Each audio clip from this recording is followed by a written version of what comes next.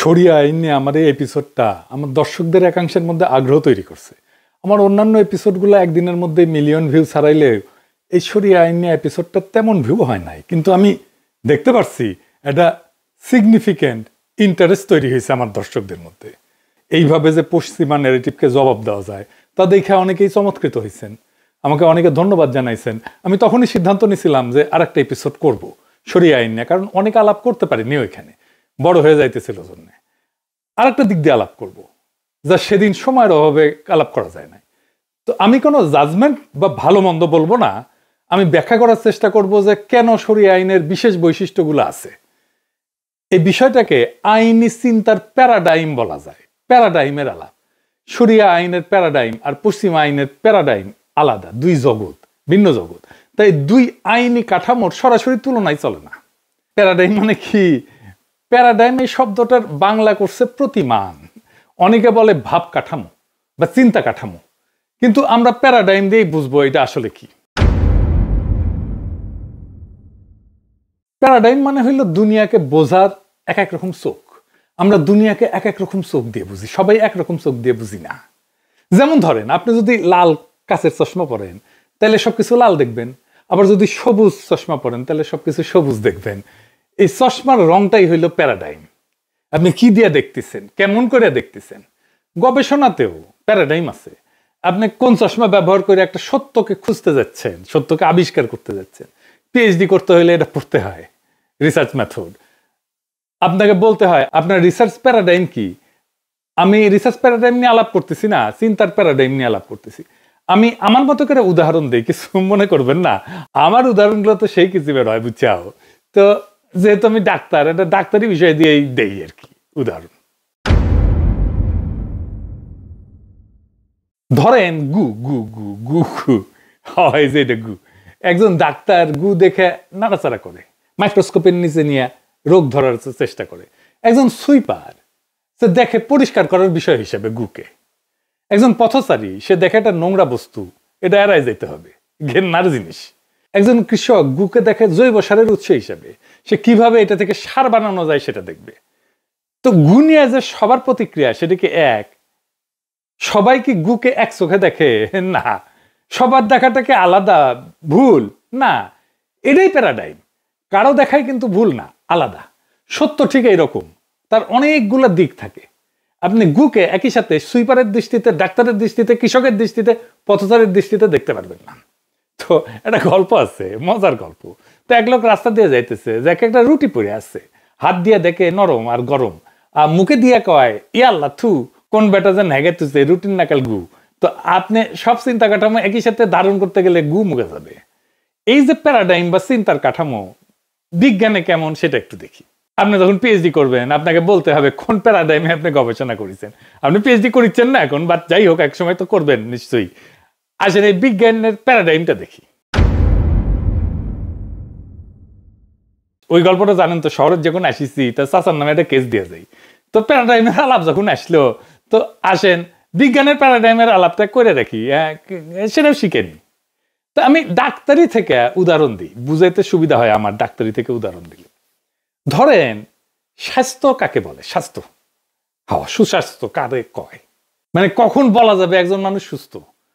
রোগ নাই তাইলে কি সুস্থ মানুষ? না।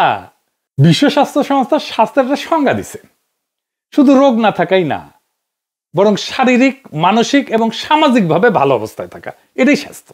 তাইলে এখন যদি আমি দেখতে চাই যে আপনার স্বাস্থ্য কেমন, সেটা কতভাবে এক এক প্যারাডাইমের মানুষ কিভাবে দেখবে সেটা দেখি। কোনোটা কিন্তু ভুল না, সবই ঠিক। আসেন দেখি প্যারাডাইম দিয়ে কিভাবে স্বাস্থ্য দেখা যায় বিভিন্নভাবে। এটাই হইতেছে রিসার্চের প্যারাডাইম। বিভিন্ন দিক থেকে আমরা স্বাস্থ্যকে দেখব, একজনের স্বাস্থ্যকেই দেখব। প্রথমে হইতেছে পজিটিভিস্ট প্যারাডাইম। তো এই পজিটিভিস্ট প্যারাডাইমে যারা বিশ্বাস করে তারা মনে করে সত্য মাপা যায়, সংখ্যায় ধরা যায়, গোনা যায়। মানে স্বাস্থ্য মানে শরীরের জৈবিক দিক, রক্তচাপ কেমন আছে এটা মাপা যায়, ব্লাডের সুগার কেমন আছে এটা মাপা যায়, লিভারের এনজাইম কেমন আছে এটা মাপা যায়। তো রক্ত পরীক্ষা করলাম, স্ক্যান করলাম, করে সব রিপোর্ট যদি নর্মাল থাকে তাহলে বলবো সুস্থ, তাই না? 2 নাম্বার পোস্ট পজিটিভিস্ট প্যারাডাইম। এরা কয় যে সত্যকে পুরোপুরি ধরা যায় না, শুধু আনুমানিকভাবে বোঝা যায়। ধরেন বললে যে রিপোর্ট জরুরি, কিন্তু অনিশ্চয়তা আছে। আপনি পরীক্ষা নিরীক্ষা করলেন, কিন্তু আপনি নিশ্চিতভাবে বলতে পারবেন না যে আসলেই তার স্বাস্থ্য ভালো আছে। নর্মাল আসলেও কবে পারবেন না, কইতে পারবেন সম্ভবত সুস্থ, তবে 100% নিশ্চিত না। 3 নাম্বার হইতেছে কনস্ট্রাকটিভ প্যারাডাইম, মানে সত্য একটা না, প্রত্যেকের নিজের অভিজ্ঞতা দিয়ে স্বাস্থ্যকে সংজ্ঞায়িত করে। যেমন ধরেন, স্বাস্থ্য শুধু রিপোর্টে নাই, মানুষ নিজে কেমন বোধ করতেছে, আপনার কি ভালো লাগিচ্ছে, শরীর ভালো আছে, ভালো লাগিচ্ছে, সুস্থ বোধ করছেন, কেমন অভিজ্ঞতা আপনার, সেটা গুরুত্বপূর্ণ। মানে আপনার রিপোর্ট সব ঠিক আছে, কিন্তু আপনি ভালো বোধ করছেন না, তাহলে কি আপনার স্বাস্থ্য ঠিক আছে? নাই তো। এরপরে 4 নাম্বার হইতেছে ক্রিটিক্যাল প্যারাডাইম, মানে ধরেন জ্ঞান এবং স্বাস্থ্য এটা নিরপেক্ষ না।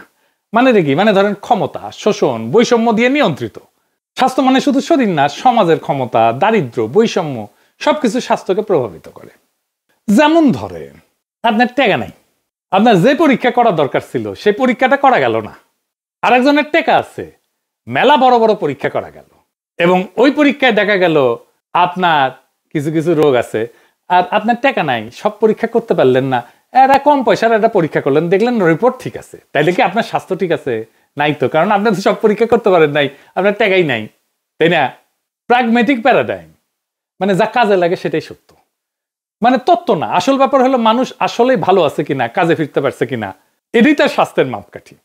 মানুষ যদি কাজ করতে পারে, আনন্দে থাকতে পারে, তবে সে সুস্থ। আরো প্যারাডাইম আছে, আমি আর সবগুলোতে গেলাম না। যেমন ধরেন পোস্ট মডার্ন প্যারাডাইম, মানে ধরেন কোনো একক সত্য নাই, স্বাস্থ্য বহু রকমের সংজ্ঞায়িত করা যায়। স্বাস্থ্য একভাবে সংজ্ঞায়িত করা যাবে না। কারো কাছে স্বাস্থ্য মানে শরীর ঠিক থাকা, কারো কাছে মানসিক শান্তিই স্বাস্থ্য, আবার কারো কাছে সামাজিক নিরাপত্তাই স্বাস্থ্য। এবার আসেন সবগুলো একসাথে দেখি, তাহলে আবার মনে হবে, কারণ আলাদা আলাদা করে বলছি তো আবার একটু মনে হবে। এইটা সে একটা পাশে লিখে দেন। ধরুন পজিটিভিস্ট, রিপোর্ট যদি নর্মাল হয় তাহলে আপনি সুস্থ। পোস্ট পজিটিভিস্ট, রিপোর্ট বলতেছে সুস্থ, তবে অনিশ্চয়তা আছে, আপনি বলতে পারবো না ভাই যে আপনি আসলে সুস্থ কিনা। ইন্টারপ্রেটিভ, যেমন আপনার কেমন লাগিচ্ছে সেটাই স্বাস্থ্য, আপনার যদি ভালো লাগে তাহলে আপনি সুস্থ। ক্রিটিক্যাল, সমাজে অন্যায় অসাম্য থাকলে স্বাস্থ্য নাই, স্বাস্থ্য ঠিক রাখা যাবে না। প্র্যাগম্যাটিক, যা কাজে লাগে সেটাই স্বাস্থ্য। পোস্টমডার্ন, স্বাস্থ্য অনেক রকম, একক কোনো সংজ্ঞা নাই। তার মানে আপনি ধরেন পোস্টমডার্ন প্যারাডাইমের যে সমস্যা, সেটাকে পজিটিভিস্ট প্যারাডাইমের সলিউশন দিয়ে সমাধান করতে পারবেন না, পারা সম্ভব না। ব্রাত্য রাইসুর একটা কুতর্কের দোকান আছে, সে এমন প্রশ্ন করে মাথা ঘুরায় দেয়। এটা একটা ইন্টারেস্টিং ট্রিক। ধরেন আপনি এক প্যারাডাইম থেকে আলাপ করতেছেন, সে আর এক প্যারাডাইম থেকে প্রশ্ন করবে। মানে আপনি একজন পথচারী, পথচারী হয়ে কইতেছেন রাস্তার মধ্যে হ্যাগে রাখছে, এটা কিছু হইলো, সি সি সি সি। প্রাপ্তরা এসে কবে হাগা দিয়া তো সার হয়, আপনি বিনা পয়সায় সার পেলেন, হ্যাগে রাখছে তো আপনার সুবিধা হইল, তো ভালো হইল না আপনার? ওনারা ধন্যবাদ দেন, হ্যাঁ বুঝি চাও। তাইলে প্যারাডাইমের আলাপ বুঝলেন। এইবার আসেন আমাদের মূল আলাপে আসি, শরিয়া আইন আর পশ্চিমা আইনের প্যারাডাইমের আলাপ। শরিয়া আইনের প্যারাডাইমের মূল ভাবনা হইল আইন আসে আল্লাহর কাছ থেকে, তাই মানুষের বানানোর নিয়ম না, বরং ধর্মীয় শাস্ত্র থেকে নিয়ম নির্ধারিত হবে। এইখানে ন্যায়, অন্যায়, শাস্তি, পুরস্কার সবই ধর্মীয় ভিত্তির সাথে জড়িত। আর পশ্চিমা আইনের প্যারাডাইম আরেকদিকে লেখেন, শরিয়া আইনটা একদিকে লেখেন, পশ্চিমা আইনটা আরেকদিকে লেখেন। এইখানে পশ্চিমা আইন আসে মানুষের তৈরি সামাজিক চুক্তি থেকে, সংসদ, কোর্ট, সংবিধান সব মিলায় মানুষই ঠিক করে কোনটা আইন কোনটা না। ধর্মকে এখানে বাইরে রাখা হয়। দুটাই আইন, কিন্তু চশমার রং আলাদা। একটার মূল দৃষ্টি ধর্মে, আর একটার মূল দৃষ্টি মানুষের তৈরি নিয়মে। সহজ কথায় বললে শরিয়া আর পশ্চিমা আইন দুইটা হইল দুই রঙের চশমা। একই সমাজ বা অপরাধকে দুইটা ভিন্ন দৃষ্টিতে দেখে। এই ভিন্ন দৃষ্টি বা চিন্তার ধারণাই হলো প্যারাডাইম। তখন শরিয়া আইনের শাস্তি নিয়ে নানা ধরনের সমালোচনা আছে, আলোচনা আছে। পশ্চিমারা মানে ধরেন বেত্রাঘাত, হাত কেটে নেওয়া, পাথর ছুঁড়ে মারা। আমি শাস্তির ধরন নিয়ে কথা বলবো না, বা ভ্যালু জাজমেন্ট করবো না, কোনটা ভালো কোনটা মন্দ এটা বলবো না, কিন্তু শাস্তি যে দর্শন, এটা ভিন্নতা আছে পশ্চিমা শাস্তি এবং শরিয়া শাস্তির। কি সেই তফাৎটা, আসেন এটা বুঝে দেখি। পশ্চিমা আইনে অপরাধীকে সমাজ থেকে বিচ্ছিন্ন করে কারাগারে রাখা হয়, শরিয়া আইনে কারাগারের ভূমিকা গৌণ। শুরুতে তো কারাগারের ধারণাই ছিল না, আমাদের মূলত ধরেন নবী করিম সাল্লাল্লাহু আলাইহি ওয়াসাল্লামের সময় কারাগারই ছিল না, পরে হয়েছে কারাগার। তো শরিয়া আইনে অপরাধী সমাজে ফিরে যায়, তাকে একটা শাস্তি দিয়ে সমাজে ছেড়ে দেওয়া হয়। শরিয়া আইনের শাস্তির দর্শন হচ্ছে শাস্তি প্রতীকী এবং প্রকাশ্য। এটাকে বলা হয় ডেটারেন্স, মানে বাধা দিবে, অপরাধ ঘটাইতে বাধা দিবে। উদ্দেশ্য হলো সমাজকে সতর্ক করা যাতে অন্যরা অপরাধ থেকে দূরে থাকে। শাস্তি ত্বরিত, চূড়ান্ত, দীর্ঘমেয়াদী কোনো বন্দিত্ব নাই। শাস্তি সম্পন্ন হইলে অপরাধীকে সমাজে ফেরায় দেওয়া হয়। ফলে সমাজ থেকে বিচ্ছিন্ন হয়ে স্থায়ী অপরাধী পরিচয় তৈরি হয় না। এখানে একটা সংশোধনের সুযোগ থাকে। কারাগার কেন্দ্রিক সিস্টেমে তিনটা জিনিস হয়, কিন্তু সবচেয়ে বেশি জোর দেওয়া হয় রিট্রিবিউশনে বা প্রতিশোধ বা ন্যায় বিচারের ভারসাম্য। অপরাধ করলে যোগ্য শাস্তি পেতে হবে। এখানে অপরাধীকে ভোগান্তি দেওয়া হয় যেন সমাজ মনে করে ন্যায় বিচার হয়েছে। রিহ্যাবিলিটেশন করা হয়, সংশোধন। আধুনিক কারাগারে প্রধান উদ্দেশ্য হচ্ছে অপরাধীকে শিক্ষা প্রশিক্ষণ দেওয়া, সংশোধন করা, শিক্ষা দেওয়া, চাকরির দক্ষতা শেখানো, কাউন্সেলিং ইত্যাদি। 3 নম্বর হইতেছে ইনক্যাপাসিটেশন বা অক্ষম করে রাখা। অপরাধীকে সমাজ থেকে সরায় দেওয়া যাতে সে আর ক্ষতি করতে না পারে। এই জন্য দীর্ঘ কারাদণ্ড বা মৃত্যুদণ্ড এই উদ্দেশ্যে ব্যবহার করা হয়। তুলনা করলে বলা হয়, একদিকে লেখেন শরিয়া আইন, এডিটর সাহেব, এটা প্রধানত ডেটারেন্স, ভীতি প্রদর্শন, প্রতীকী শাস্তি, দ্রুত প্রয়োগ। এটার সঙ্গে রিট্রিবিউশনও আছে কিছুটা, যেমন কিসাসে সমপরিমাণ প্রতিশোধ। পশ্চিমা আইনে ডান পাশে লেখেন প্রধানত রিট্রিবিউশন। রিট্রিবিউশন শরিয়া আইনে সেকেন্ডারি, পশ্চিমা আইনে retribution primary. 2 number rehabilitation, 3 number ইনক্যাপাসিটেশন। Deterrence আছে, তবে সরাসরি না, প্রকাশ্য না, পরোক্ষভাবে কারাগারের ভীতি এবং আইন প্রয়োগ করে, মৃত্যুদণ্ডের ভিত্তিতে প্রয়োগ করে। তার মানে দেখছেন শরিয়া আইনে যেটা সেকেন্ডারি, পশ্চিমা আইনে সেটা প্রাইমারি। এও বুঝছেন? পশ্চিমা আইনে উকিল কেনা যায়, রায় প্রভাবিত করা যায়। কারণ পশ্চিমা আইনের মূল ভিত্তি হচ্ছে রুল অফ ল, সবাই আইনের চোখে সমান। অর্থ দিয়া বিচার কেনা সম্ভব না থিওরিটিক্যালি, কিন্তু আইনজীবী, আপনি ভালো আইনজীবী যদি নেন তাইলে আপনি ফেভারেবল একটা রায় পাইতে পারেন। ধনী মানুষেরা, কর্পোরেশন আর বেশি টাকা দিয়া টপ ল ফার্ম ভাড়া করতে পারে। ভালো আইনজীবী মানে কি? মানে সে আইনগত ফাঁক খুঁজে বের করবে, জুরি বা বিচারককে প্রভাবিত করার মতো যুক্তি দাঁড় করিতে পারবে, ভালো লেখাপড়া জানে। ফলে একই অপরাধের জন্য ধনীরা হালকা শাস্তি পায়, গরিবেরা কঠোর শাস্তি পায়। এইটাকে আধুনিক আইনের দর্শনের ভাষায় বলা হয় জাস্টিস গ্যাপ বা 2 টিয়ার জাস্টিস সিস্টেম। তাই সরাসরি রায় কেনা যায় কিনা এটা আমি বলতে চাই না, কিন্তু রায়ের ফলাফলে প্রভাব ফেলার মতো শক্তিশালী সুবিধা কেনা যায়। শরিয়া আইনের তুলনায় শরিয়া অপরাধ প্রমাণের নিয়ম এত কড়া, যেমন 4 জন সাক্ষী লাগে, নির্দিষ্ট শর্ত রাখে, এবং উকিল দিয়ে খেল খতম করার সুযোগ সীমিত। আদি শরিয়া আইনে উকিলের কোনো রোলই ছিল না। আবার বিচারকের বা কাজীর বিচারের বিবেচনার অংশ শরিয়া আইনে কম, কারণ শাস্তি আল্লাহ নির্ধারিত। ফলে উকিলের ভূমিকা সীমিত, রায়কে কেনা বাঁকানো কঠিন। পশ্চিমা আইনে ধনীরা অর্থ দিয়ে, আইনজীবীর শক্তি দিয়ে রায় প্রভাবিত করতে পারে। মানে থিওরিটিক্যালি সমতা থাকলেও বাস্তবে বৈষম্য হয়। শরিয়া আইনে ঐশ্বরিক বিধান, কড়া প্রমাণ কাঠামোর কারণে এই সুযোগটা সীমিত। আরেকটা গুরুত্বপূর্ণ তফাৎ আছে শরিয়া আইনে, কি সেটা? শরিয়া আইনে অপরাধের যেটা ধারণা, অপরাধকে শরিয়াতে 2 ভাগে ভাগ করা হয়। একটা হচ্ছে হক্কুল্লাহ, আল্লাহর অধিকার, আর একটা হচ্ছে হক্কুল ইবাদ বা বান্দার অধিকার। হক্কুল ইবাদ যেমন এটা খুন, শারীরিক আঘাত, মানহানি। এখানে ভিকটিম, তার পরিবার গুরুত্বপূর্ণ ভূমিকা রাখে ন্যায় বিচারের ক্ষেত্রে।